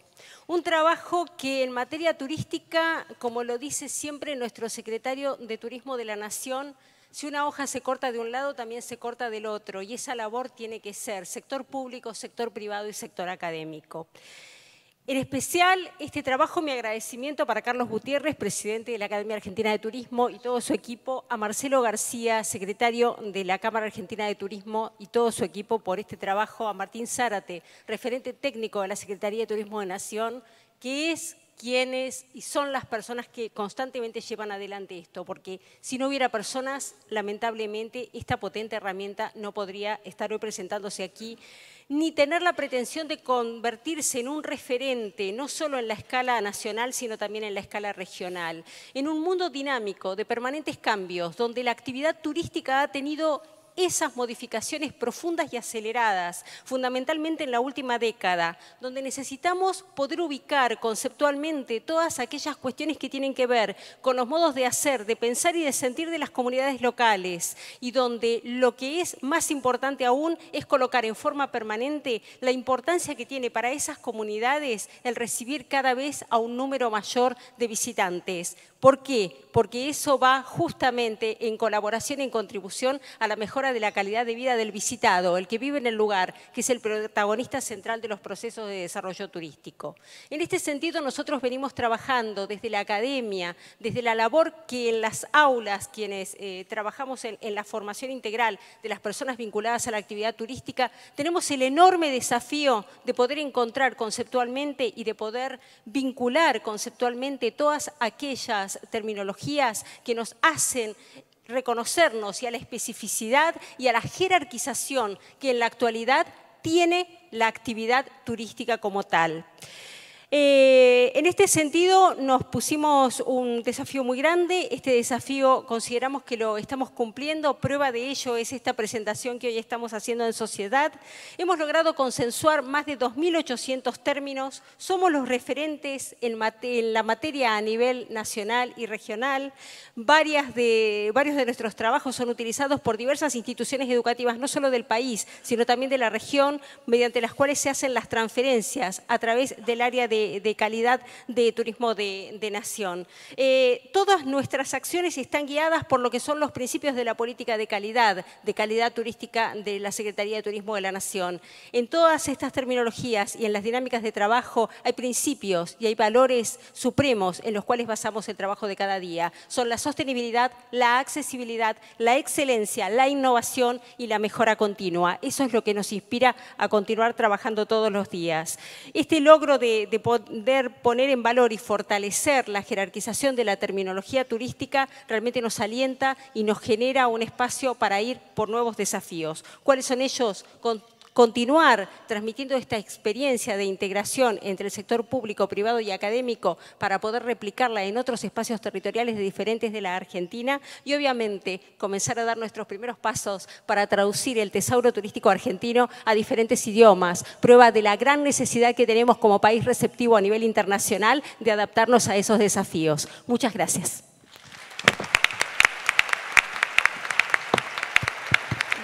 Por último, le trajimos un regalito.